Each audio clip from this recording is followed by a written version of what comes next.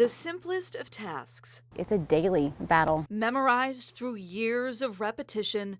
I think about it all the time. Are still some of the most difficult to repeat. It's hard when I'm not hungry and I know I need to eat. Because for Teresa Schaefer, food feeds her anxiety more than it fills her body. I was 17 years old. I started struggling with an eating disorder. I was actually hospitalized with anorexia. She knew she was in need of rescue, but so was someone else.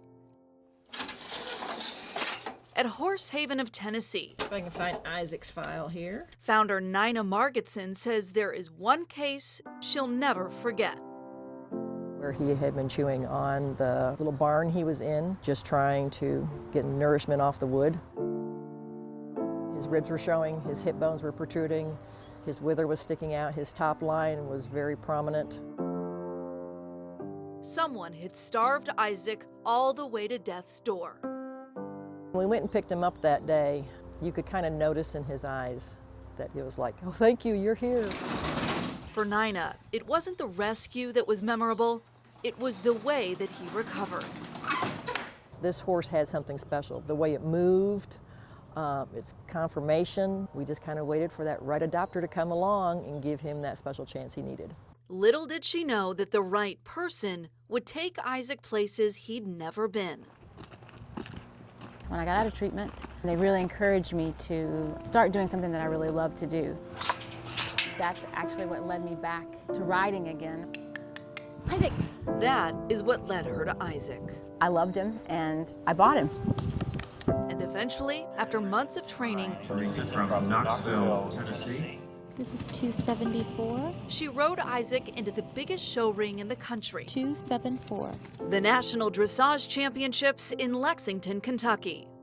Honestly, I could not believe I was there. And then I couldn't believe that I was there on a rescue horse. Who would have ever thought that he could have gone and done anything of what he's done? Teresa and Isaac took second place in the National Pony Finals, Really, to me, one of the best memories of my life. but the real strides were happening at home. Good boy. I was riding last week. I realized, I was like, Teresa, you would never treat any one of your horses the way you've been treating yourself.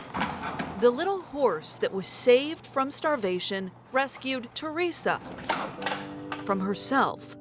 I would like myself to be more generous and kind to myself.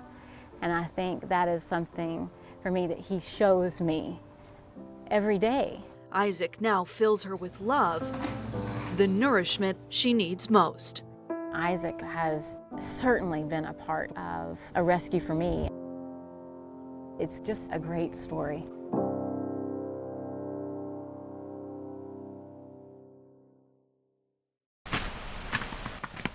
If every step counts as a year gone back in time, then eventually this path leads to a story long grown over This was the concrete foundation for a steam engine. and nearly forgotten.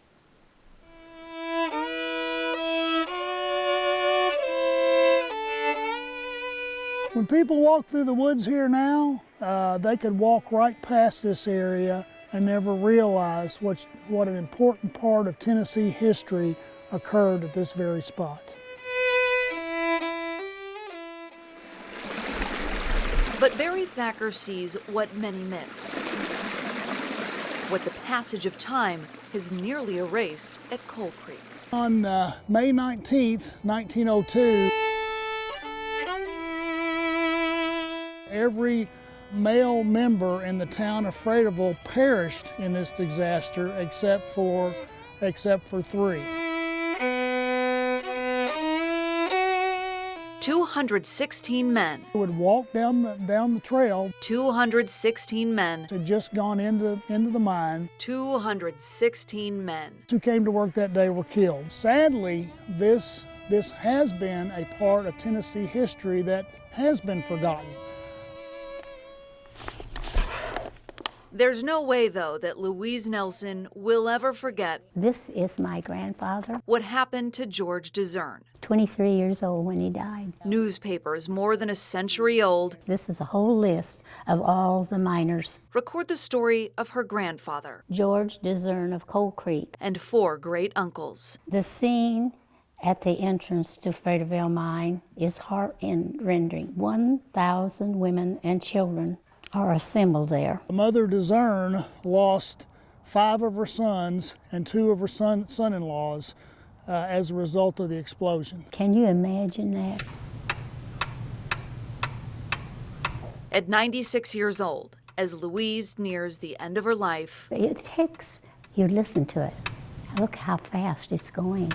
she begins to understand how short it is And it goes by so swiftly. and holds her family's history a little tighter. I don't want these men to be forgotten. I don't know of anything that's more important.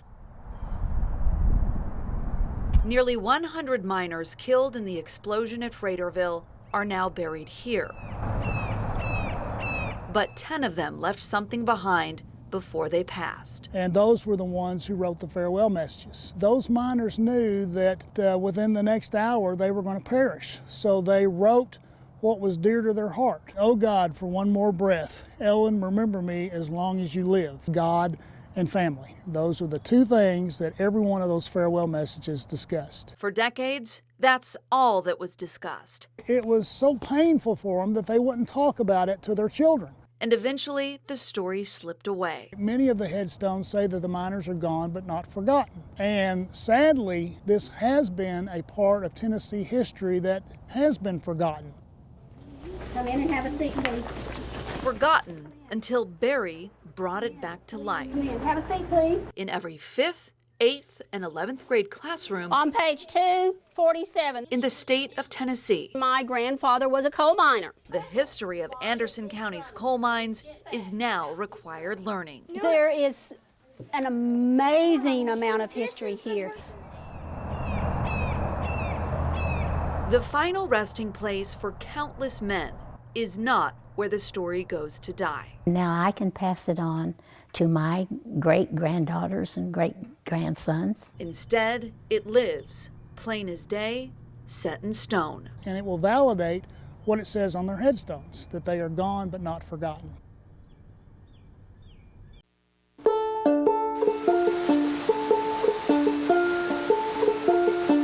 A mountain town and all its memories This mountain will always be my home. replaced by one we'd rather forget. Like a thief in the night, it hid behind smoke so dense, nobody could see what it was about to steal. The fire's paraded night. That wind became its weapon, creating a force to be reckoned with. Look out, thought, why is it all orange? We had to stay here and wait while we watched the flames all around the hotel. Honestly, I thought everybody was going to die. We're prepared for the worst and yet hoping for the best. But the best was nowhere in sight. By nightfall, pure panic poured into Sevier County. This is it. We're at the end of our road. His truck's still, fire truck's still roaring up there. Any idea where they're going? Yeah, up to my house. Everybody's dying up there. They're all on fire. All their cars are on fire. Their tires are melting to the road. I just drove past a guy from Florida whose truck broke down with his kids. They're burning to death right now. There's no place to go. By early morning, the rain arrived. But by then, so many were already gone. I had talked to Mom several times. Around 8:30, I got a phone call, a frantic phone call that she was, the house was on fire. At that time, I told her to leave, and I was on my way. She didn't make it. She didn't make it out of the house at all. She loved her kids. Constance Reed and her 2 daughters didn't either. When the detective come to the door, I really thought that, that she was going to tell me that they were alive. Even when I saw the preacher, I thought that they were going to tell me they were hurt. Oh, he held out hope in spite of. I asked her if she was dead, and she told me yes. You're not supposed to bury your children. washed away. There have been 14 fatalities. How do you reconcile a number so high?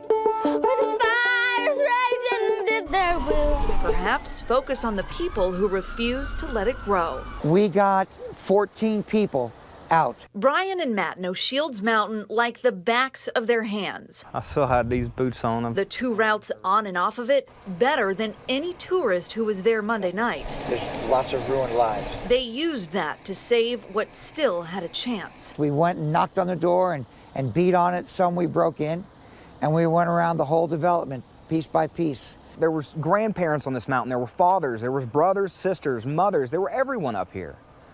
And, you know, we had to get them. They had no way off. If we hadn't come up here, they would either suffocated from the smoke or burned to death. Hardest part for me was not being able to check every cabin I missed. By daybreak, looking in the hole where there once was a house, it doesn't look like there's anything salvageable. the full measure of loss became painfully clear. Everything's gone. Their hopes and dreams were gone for good. Like a cold-blooded criminal, the fire has no remorse, These mountains will always be our home. no regret. Stealing so much from this mountain town, Sorrow, there is hope and grace still in these mountains. sparing only what it couldn't reach. We have our memories, and I know I'll see her again one day.